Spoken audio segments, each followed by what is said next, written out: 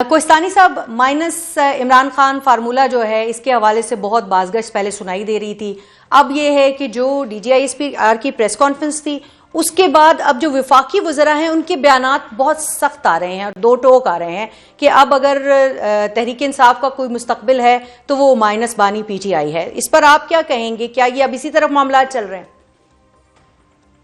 دیکھیں، پہلی بات شوکت بسرا صاحب نے کہا کہ D G I S P R کو یہ جو ہے پریس کانفرنس نہیں کرنی چاہیے تھی.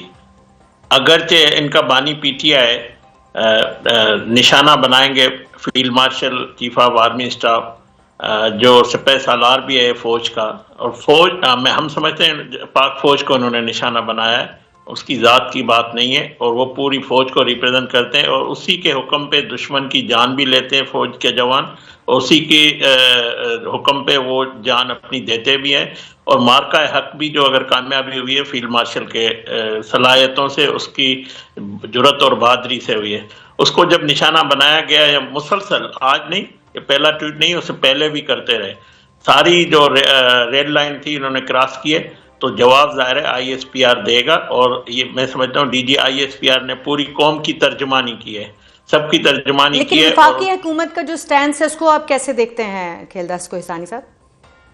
میں پہلے اس پہ آ جاؤں. دیکھیں، کل پشاور میں D G I S P R کی ذات کو نشانہ بنایا گیا، ان کی فیملی کو نشانہ بنایا گیا. اب جس روش پہ یہ جماعت چل رہی ہے، جماعت تو بچی نہیں ہے، یہ ایک فسادی انتشاری ٹولہ ہے، اور ٹولے میں بھی ٹولیاں ہیں. وہ پہلے کل انہوں نے عطا تارڑ صاحب ہے اس کے حوالے اس کے خلاف گالی گلوچ کی، خواجہ آصف صاحب کے حوالے سے کی. ہمیں تو 2014 کے دھرنے سے ان کا بانی پی ٹی آئی بھی گالی گلوچ کرتا رہا. یہ ٹرینڈ انہوں نے متعارف کروایا، اور خود بھی یہ گالی بریگیڈر سے جو ان کی ہے ان سے خود بھی نشانہ بنتے ہیں، بیرسٹر گور جیسے آدمی جو ان کے. لیکن دیکھیں، بات چیت تو کسی نہ کسی پوائنٹ پہ آ کر کرنی پڑے گی نا. ابھی بیرسٹر گوہر کی جو ایک بڑی پیشکش ہے حکومت کے لیے کہ صرف ان کی حد تک ان کو ملاقات دی جائے تو وہ بانی پی ٹی آئی کے ساتھ بات کر کے کوئی اچھی مثبت پیش رفت جو وہ لے آئیں گے، تو آخر میں مذاکرات کی طرف بڑھنا تو پڑے گا. نیئر دیکھیں، وزیر اعظم شہباز شریف صاحب نے 14 اگست کو بھی اور کئی دفعہ فلور پہ اسمبلی میں بیرسٹر گور صاحب کے بعد اسمبلی میں چل کے گئے، ان کو دعوت بھی دیے. کسٹوڈین ہاؤس اسپیکر سردار ایاز صادق صاحب نے بھی ان کو بار بار کہا ہے. اور یہ جو ملاقات ان کی بہنوں کی ہوئی ہے یہ بھی ان کی بات چیت کا نتیجہ ہے. بات چیت کے بعد انہوں نے کہا کہ ان کی فیملی کو ملاقات کروائی جائے. فیملی ظاہر سیاسی بات کوئی نہیں کرے گی، جو فیملی میں اندر جا کے باتیں کی ہے یا جو بانی پی ٹی آئی نے ان سے باتیں کی، جو پیغام وہ لے کر آئے اور جو پھر انہوں نے ایکس پہ جو پوسٹ کی، مجھے بتایا کہ اس پہ کوئی ان کی جماعت پہ یا ان کے لوگوں پہ کوئی اعتبار نہیں کر سکتا، نہ یہ ٹرسٹ وردی ہے. اور میں سمجھتا ہوں اب ملاقات کسی بھی صورت میں ان کی، اب پارٹی کا کوئی لیڈر ہو یا فیملی ہو، کوئی ملاقات حکومت نہیں کروائے گی. اور جیل مینیول کے تحت حکومت اب کوئی ملاقات نہیں کروائے گی بسرا صاحب، اور جیل مینول کے مطابق جو ہے جو صورتحال ہے وہ بڑھے گی آگے، کیونکہ سیاسی بات ہوئی ہے اور سیاسی بات کی جیل مینول میں اجازت نہیں ہے. بیرسٹر گوہر کی جو بات کر رہے تھے، سیاسی بات نہیں ہوئی ہے، ملک دشمنی کی بات ہوئی ہے. یہ سیاست نہیں ہے. سیاست ہم سے کریں، ہمارے خلاف بات کریں، ہمارے خلاف جلسے کریں، الیکشن لڑیں، میدان پڑا ہوا ہے. یہ سیاسی بات نہیں ہوئی، یہ ملک کی سلامتی کا بات ہے. یہ وہ بات ٹھیک ہے کوہستانی صاحب، میں ذرا بسرا صاحب کی طرف جاؤں گی. بسرا صاحب، ایک تو یہ بات، اس کو بھی رسپونڈ کیجئے گا. دوسری بات یہ ہے کہ اب الیکشن کمیشن آف پاکستان نے، بیرسٹر گوہر کی ہم بات کر رہے تھے، تو بیرسٹر گوہر کو تو جو ہے وہ چیئرمین پی ٹی آئی ماننے سے انکار کر دیا ہے. دوسری طرف جو سیاسی حیثیت ہے پی ٹی آئی کی، وہ بھی کوئی ہمیں دگرگوں صورتحال دکھائی دے رہی ہے. اپوزیشن لیڈر آپ کا نہیں بننے دیا جا رہا، نہ ہی وہ جو ہے وہ ظاہر ہے اس کے حوالے سے ایک اسپیکر صاحب نے خط لکھ دیا ہے. تو اب آگے پی ٹی آئی کے مستقبل کے حوالے سے کچھ تشویش دکھائی دے رہی ہے آپ کو؟ نیئر علی، آپ کے سوال کا جواب دینے سے پہلے آپ نے کہا کہ -1 مذاکرات ہوں گے. اگر کسی کو شوق ہے مذاکرات کرنے کا، بات چیت کرنے کا، تو مذاکرات صرف اور صرف اڈیالہ جیل قیدی نمبر 804 عمران خان سے ہوں گے اور کسی سے نہیں ہوں گے.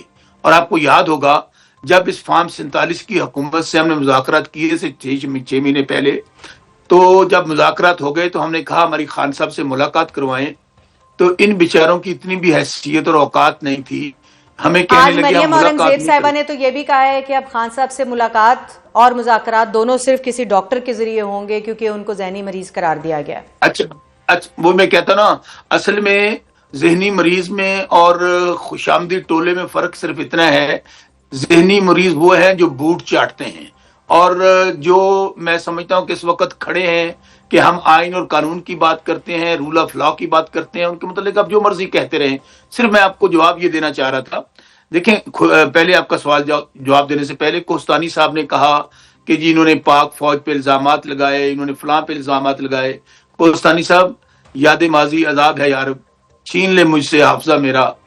یہی میاں نواز شریف تھے، sitting chief of army staff, general Bajwa, D G I S general Faiz, Gujranwala جلسے میں جو انہوں نے لغو اور بےہودہ گفتگو کی موجودہ سٹنگ آرمی چیف کے متعلق اور ڈی جی آئی ایس کے متعلق، آپ چلائے نہ ذرا۔ پھر سیکنڈلی یہی مریم بی بی جو ہاری ہوئی ہیں فارم 47 کی جعلی وزیر اعلی ہے، کراچی میں انہوں نے کھڑے ہو کر انہوں نے کہا ادارہ ایک اور دو لوگ نہیں ہوتے۔ اس وقت بھی اشارہ ان کا یہ تھا کہ آرمی چیف اور D G I S I یہ ادارہ یہ نہیں ہے، یہ الگ ہیں، فوج الگ ہے۔ اچھا میں بھی جو آپ کو سوال کہتی میں نے ہوں تو آپ پوچھا کو تھا اس کا جواب دیں بسر صاحب۔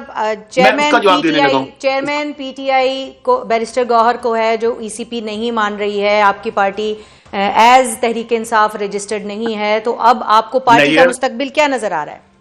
نیر علی، ہم تو 3 سال سے ہم پر سن لیں جی نیر علی، تحریک انصاف پر 3 سال سے پابندی لگی ہوئی ہے، ہم نے آزاد حیثیت میں الیکشن لڑا ہے، یہ نہ مانے چیئرمین، یہ لگا دیں پابندی پارٹی پر۔ تو مجھے ایک بات بتائیں کہ عمران خان جو 25 کروڑ لوگوں کے دلوں میں بستا ہے، جو ہر بزرگ کا، ماں کا، بہن کا، بیٹی کا، ہر قسم کا نوجوانوں کا جو آئیڈیل ہے، جو کہتے ہیں کہ جان اللہ دی ووٹ خان دا، عمران خان کو 25 کروڑ عوام کے دلوں سے کس طرح نکالیں گے یہ لوگ؟ پہلے بھی بڑی پابندیاں لگتی رہی۔ دیکھیں بدقسمتی پاکستان میں یہی ہے، ایک لمبی ہسٹری ہے کہ یہاں پر جو پاپولر لیڈرشپ ہوتی ہے وہ آپ شروع ہو جائیں، مجیب الرحمان سے میجورٹی تھی، اس کو غدار ڈکلیئر کر دیا گیا، اور سانحہ ہوا پاکستان کا جب پاکستان دو لخت ہو گیا۔ پھر آپ دیکھیں کہ فاطمہ جناح جو کہ قائد محمد علی کی بہن تھی، ان کو غدار ڈکلیئر کیا گیا۔ دین پھر شہید ذوالفقار علی بھٹو، شہید بی بی، ان کو غدار ڈکلیئر کیا گیا، اور سب سے حد ابھی کوہستانی صاحب تو آج کل تو ان کو پتہ ہے بیچاروں کو اب ہماری حیثیت کونسلر بننے کی نہیں ہے، خود نواز شریف ہار گیا تو خود نواز شریف کو آج سے 4 سال پہلے کہا گیا کہ ڈان لیکس کی ہیں، یہ غدار ہے۔ اب ان بیچاروں کی مجبوری ہے، ان کو وہ لے کر آئے ہیں، اس لیے ان کے منہ سے یہ باتیں سنتی ہیں۔